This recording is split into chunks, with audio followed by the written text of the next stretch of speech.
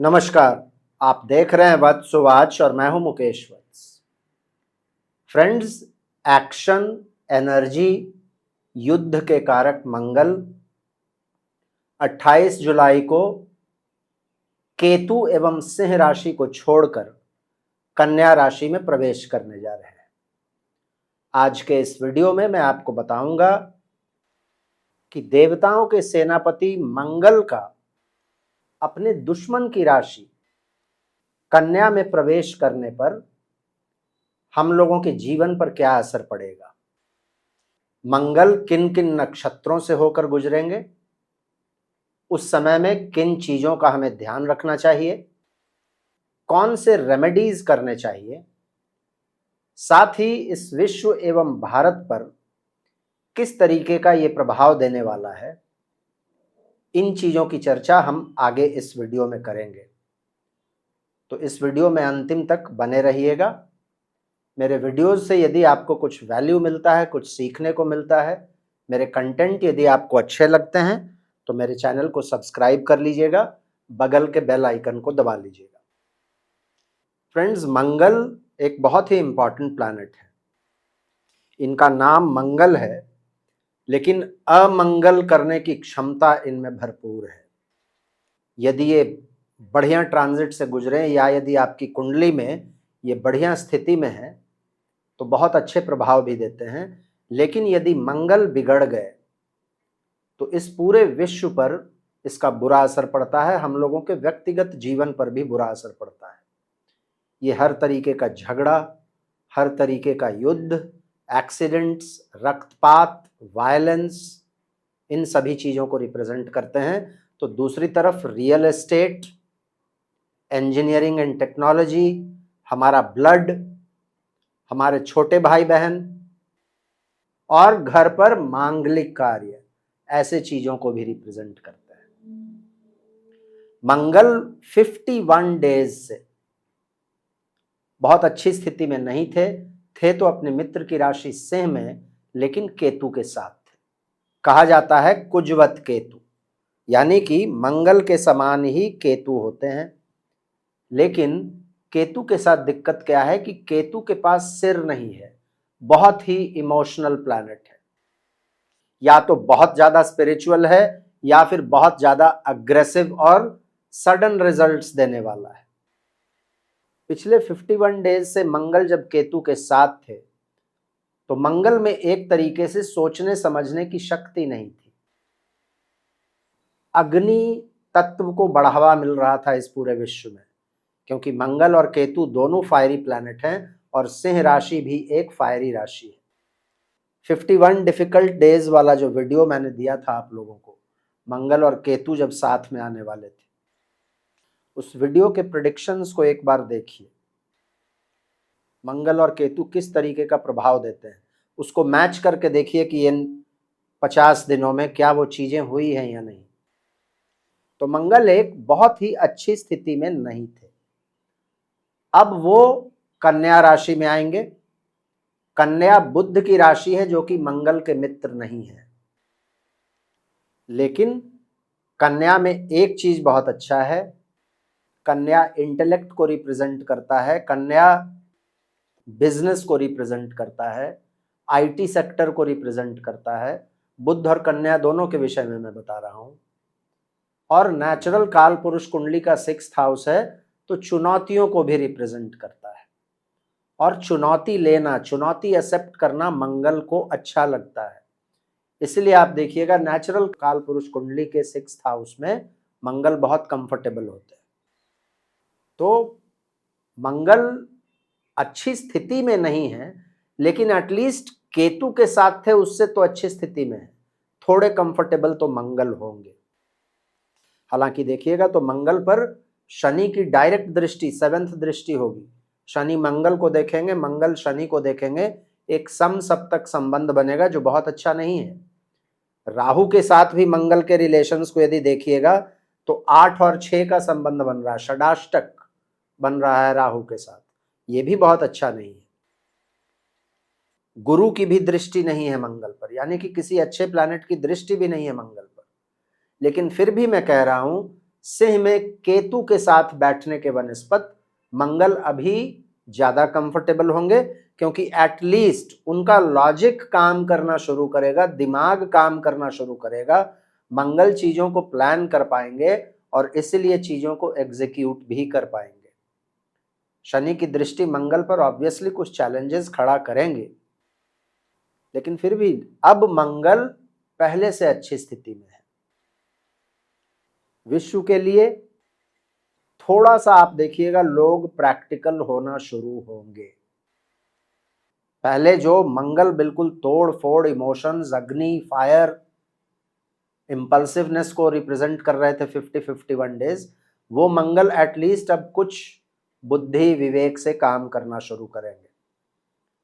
लेकिन एक चीज का ध्यान रखना होगा, मंगल जिनकी राशि में, बुध की राशि में प्रवेश कर रहे हैं, बुध एटलीस्ट पहले 15-16 दिनों तक, 13 अगस्त तक बुध वक्री है।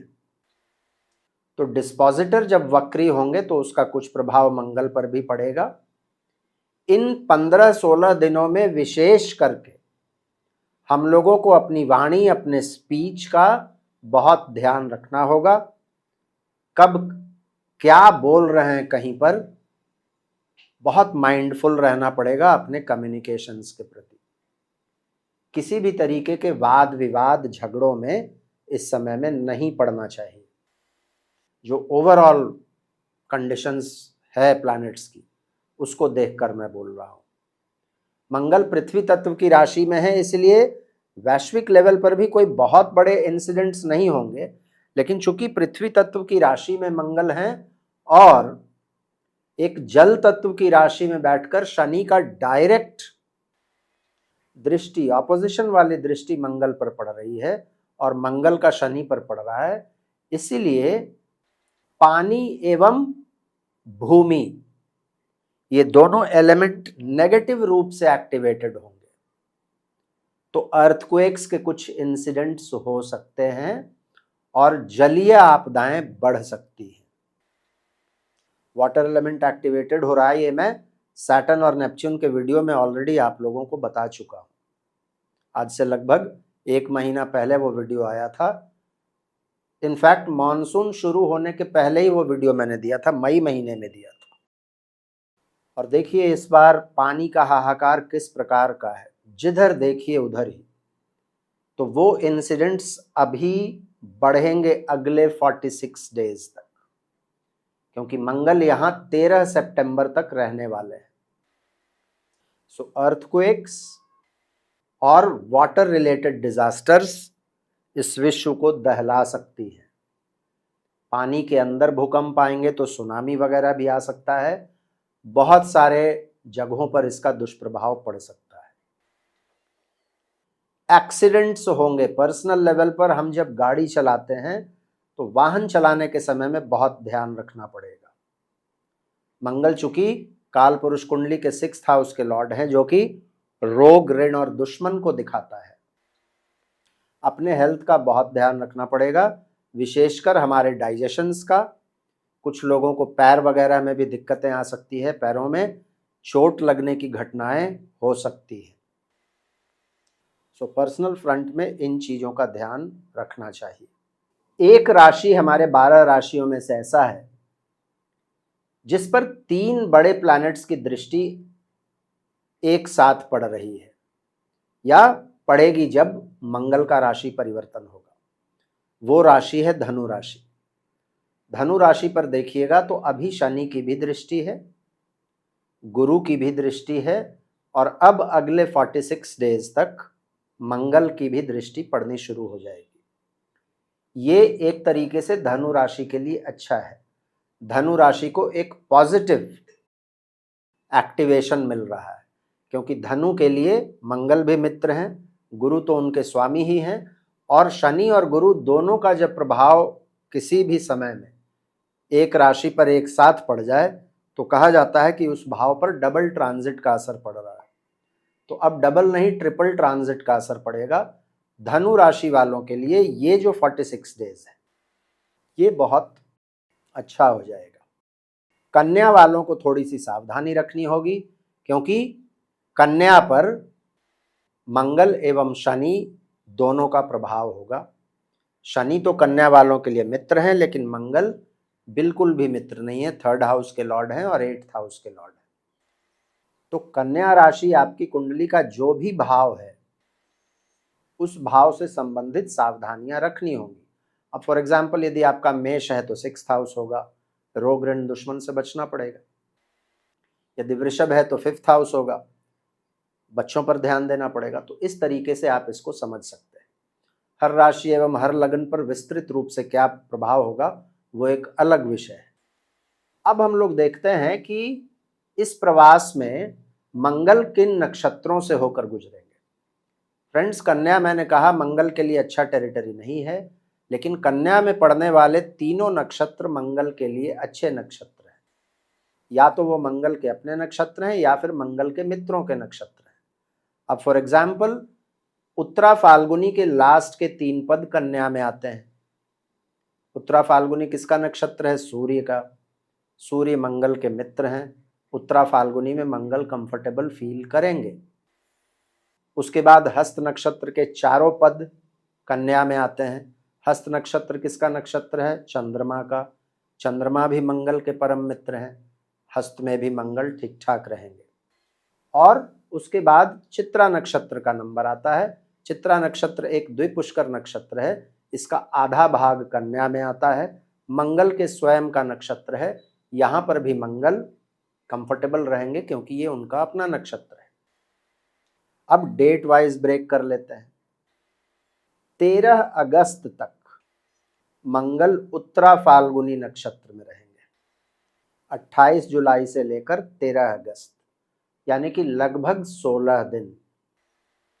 उत्तरा फाल्गुनी सूर्य का नक्षत्र है, अच्छा है।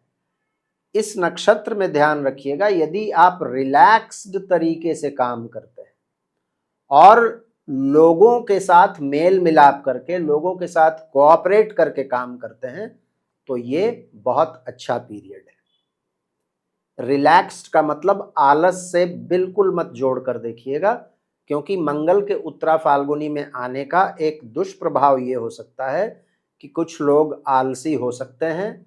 प्रोक्रेस्टिनेशन आप लोगों में आ सकता है। इस चीज का ध्यान थोड़ा सा रखना पड़ेगा आप लोगों को। उत्तरा फाल्गुनी कुछ मामलों में एक पॉजिटिव नक्षत्र है। मंगल की ऊर्जा का यदि सकारात्मक प्रयोग करेंगे तो ये जो 15-16 दिन है ये बहुत अच्छा पीरियड है। ध्यान देने वाली बात ये होगी कि इसी लगभग 13 अगस्त तक कन्या के स्वामी बुध वक्री होंगे। तो इस समय में, जैसा मैंने पहले ही कहा, बहुत तोल मोल कर बोलना चाहिए। Do not be impulsive in your speech. Communication के जितने भी साधन हो सकते हैं, व्हाट्सएप है, मेल है, आपका किसी के साथ वार्तालाप होता है, फोन पे बात होता है, शब्दों के चुनाव में एक डिस्क्रिशन बहुत आवश्यक है। बिना सोचे समझे कुछ बोलिएगा तो फिर परेशानियां आ सकती हैं। 13 अगस्त से लेकर 3 सितंबर तक मंगल हस्त नक्षत्र में होंगे। यहीं पर अपने कन्या के प्रवास का सबसे ज्यादा समय मंगल बिताएंगे, लगभग 21 डेज का टाइम। हस्त नक्षत्र, जैसा मैंने पहले ही कहा, चंद्रमा का नक्षत्र है। हस्त नक्षत्र हाथों से काम करने के मामले में बहुत स्किल्ड होता है। तो ये उन लोगों के लिए बड़ा अच्छा समय हो जाएगा जो लोग शिल्पकार हैं, हाथों से काम करते हैं, लेखक हैं, अकाउंटेंट्स हैं, राइटर्स हैं, हाथों से किसी भी प्रकार का आप काम करते हैं तो it is a very good time. मंगल के ऊर्जा का सकारात्मक प्रयोग करना पड़ेगा। हस्त नक्षत्र में जब मंगल जाएंगे तो आपके रूटीन पर आपका फोकस बढ़ेगा। आप काफी प्रैक्टिकल हो जाएंगे। आप बहुत ही प्रोफेशनल अप्रोच के साथ अपना काम करेंगे और बहुत ही ऑर्गेनाइज तरीके से, हर चीज जगह पर है कि या नहीं, प्रॉपर रूटीन फॉलो करना, किस समय में क्या करना है, किसको कब कोई भी काम डेलीगेट करना, ये सब बहुत ही प्रोफेशनली करेंगे और इसीलिए आपकी एफिशिएंसी बढ़ जाएगी। नेगेटिव में क्या है, ये आपको एक ओवर जेलस किस्म का परफेक्शनिस्ट वाला एटीट्यूड देगा और आप दूसरों से भी एक्सपेक्ट कीजिएगा, आपके इर्द गिर्द के लोगों से, कि वो भी आप ही की तरह परफेक्शनिस्ट हो। इसके वजह से लोगों के साथ संबंध खराब हो सकते हैं, लोग आपको खड़ूस समझने लगेंगे। एक और नेगेटिव चीज हो सकता है कि किसी भी विवाद में यदि आप पहले से हैं या इस समय में पढ़ते हैं तो आपको धोखा हो सकता है इस समय में। या ऐसे भी आप यदि किसी विवाद में नहीं भी हैं तो कोई भी काम करते हैं तो इस बात का ध्यान रखिएगा कि जो आपको कमिट किया जा रहा है वो चीज को पूरे अच्छे से आप समझ लें और फिर उसमें हाथ डालें, और नहीं तो फिर क्या होगा, आपको कहा कुछ और जाएगा, रिजल्ट्स आपको कुछ और मिलेगा और आप सेटिस्फाइड नहीं होंगे। इस समय में डिस्प्यूट्स वगैरह से इन जनरल भी बचना चाहिए। 3 सितंबर से लेकर 13 सितंबर तक लगभग 10-11 दिनों के लिए मंगल अपने ही नक्षत्र चित्रा में रहेंगे। चित्रा नक्षत्र क्रिएटिविटी के लिए जाना जाता है, सुंदर चीजों को गढ़ने के लिए जाना जाता है। यहाँ पर जब मंगल रहेंगे तो आपके फोकस को बढ़ाएंगे, क्रिएटिव कार्यों को करने की एनर्जी देंगे। चित्रा में मंगल वैसे भी बहुत एनर्जेटिक होते हैं, तो एक एनर्जी का प्रस्फुटन आप देखिएगा, एक पॉजिटिविटी आएगा, क्रिएटिव काम करने की तरफ आप उन्मुख होंगे। जो लोग भी आईटी प्रोफेशनल्स हैं, जो लोग भी इंजीनियर्स हैं, जो लोग भी किसी भी तरीके का क्रिएटिव काम करते हैं, आर्किटेक्ट हैं, ड्रामेटिस्ट हैं, लिरिसिस्ट हैं, सिंगर हैं, है ना, सिनेमा में काम करते हैं, सुंदर चीज़ों को गढ़ने का काम करते हैं, आप लोगों के लिए ये समय बहुत अच्छा हो जाएगा। चित्रा में जब मंगल होंगे तो आप थोड़े से गोल ओरिएंटेड हो जाएंगे और अपनी जो आकांक्षाएं हैं, आपके जो एम्बिशंस और गोल्स हैं, उसको पूरा करने का जो ड्राइव है वो आपको मंगल देंगे। नेगेटिव में क्या है, मंगल आपको हाइपर एक्टिव बना सकते हैं इस समय में, एक बॉसी एटीट्यूड दे सकते हैं, आपको अग्रेसिव एटीट्यूड दे सकते हैं और इन चीज़ों की वजह से आपको परेशानी हो सकती है। एक और चीज़ हो सकता है कि अत्यधिक मेहनत करने की वजह से जो होता है ना, जिसको कहते हैं बर्नआउट, मतलब थक जाएंगे काम करते करते, बर्नआउट से आपको बचना पड़ेगा। तो मतलब टाइम का एलोकेशन जो काम का है वो प्रॉपर होना चाहिए, कब रेस्ट करना है, कब काम करना है, ये सब चीज़ें प्रॉपर होनी चाहिए। वैश्विक लेवल की मैंने बात की, भारत के विषय में भी थोड़ी सी बात करनी चाहिए। भारत के लिए मंगल 5वें हाउस में आ रहे हैं। मंगल एक अच्छे प्लैनेट नहीं है, 12th के लॉर्ड हैं, 7th के लॉर्ड हैं, 5वें में आ रहे हैं। चंद्रमा से देखिएगा तो 3रे में आ रहे हैं। भारत को जिन आइडियाज पर भारत इस समय में चल रहा है उसके मूल्यांकन करने का समय होगा। भारत को अपना फॉरेन पॉलिसी वगैरह इस समय में बहुत ज़्यादा अग्रेसिव नहीं रखना चाहिए। जो लोग भी एडवाइजर्स हैं गवर्नमेंट के, उन लोगों को भी बड़ी सावधानी पूर्वक अपना काम करना पड़ेगा, क्योंकि आपके एडवाइस में भी अग्रेशन आ सकता है। तो नीति निर्माण का जो क्षेत्र है, पॉलिसी मेकिंग का जो क्षेत्र है, वो बहुत इंपॉर्टेंट हो जाएगा। इसलिए 5th हाउस में मंगल है तो जो यंग लोग हैं, जो स्टूडेंट्स हैं, उनके बीच में कुछ परेशानियां आ सकती हैं। स्टूडेंट से संबंधित चीज़ों पर कुछ बुरा असर पड़ सकता है। जैसे आपने सुना होगा पेपर लीक हो जाता है एग्जाम्स का, है ना, या फिर स्टूडेंट्स को यूज करके कुछ लोग कभी कभी सड़कों पर प्रदर्शन करते हैं। ये सब चीज़ें बाहर आ सकती हैं इस समय में, क्योंकि 5th हाउस में मंगल रहेंगे। एजुकेशनल सेक्टर को भी बड़ा ध्यान रखना पड़ेगा। किसी एजुकेशनल सेक्टर में, बड़े इंस्टीट्यूशंस में आग लगने की घटनाएं हो सकती हैं, कहीं पर टेररिस्ट इंसिडेंट्स वगैरह हो सकता है। मंगल इलेक्ट्रिसिटी को भी रिप्रेजेंट करते हैं, तो इलेक्ट्रिसिटी संबंधित परेशानियां पूरे देश में या कुछ खास क्षेत्रों में हो सकती हैं। भारत का जो दक्षिणी इलाका है, सदर्न स्टेट्स जो हैं, उन स्टेट्स को इस समय में ज़्यादा सावधानी रखनी होगी। इन जनरल भारत के लोगों को अपने डाइजेशन और अपने हार्ट के हेल्थ का बहुत ध्यान रखना होगा। हाल फिलहाल में बहुत सारे इंसिडेंट्स हमने सुने हैं, अच्छा भला व्यक्ति, यंग लड़का, हार्ट अटैक हो गया, ख़त्म हो गया। तो इन सभी चीज़ों का बहुत ध्यान रखना पड़ेगा। भारत को अपने फॉरेन पॉलिसी को जितना, खास करके इन 46 डेज में, एक लो प्रोफाइल का रखें, अच्छा रहेगा। ज़्यादा अग्रेसिव फॉरेन पॉलिसी देश को नहीं फॉलो करना चाहिए। इसके तुरंत बाद ही मंगल का महादशा भी शुरू हो जाएगा भारत का। मंगल के महादशा पर मैंने आप लोगों को एक वीडियो ऑलरेडी दिया हुआ है, आप चाहें तो उसको जाकर देख सकते हैं। मंगल के महादशा का एटलीस्ट जो पहला 2 वर्ष का पीरियड है वो भारत के लिए बहुत अच्छा नहीं है। तो एक तरीके से समझिए तो उसका प्रीकर्सर, उसकी शुरुआत अभी से हो रही है। तो इन 45-46 डेज में भारत को भी इन चीज़ों का ध्यान रखना चाहिए। जैसा मैंने कहा, हर राशि हर लगन के लिए वो एक अलग विषय है, उसके लिए अलग वीडियो में चर्चा करेंगे, नहीं तो बहुत लंबा हो जाएगा वीडियो। मुझे उम्मीद है मंगल के इस 45-46 डेज के ट्रांजिट को समझने में आपको इस वीडियो के द्वारा बहुत कुछ नॉलेज मिला होगा, समझने में आसानी हुई होगी, काफ़ी सारी जानकारी आपको मिली होगी। वीडियो यदि लॉजिकल लगा हो, अच्छा लगा हो तो इसको लाइक कीजिएगा और भी मित्रों के साथ शेयर कर लीजिएगा। अपना प्यार, अपना आशीर्वाद इसी तरीके से मुझ पर बनाए रखिएगा। आज मैं अपनी वाणी को यहीं विराम देता हूँ। फिर से मुलाकात होगी अगले किसी वीडियो में एक नए विषय के साथ। तब तक के लिए बहुत बहुत धन्यवाद। हर हर महादेव। भारत माता की जय।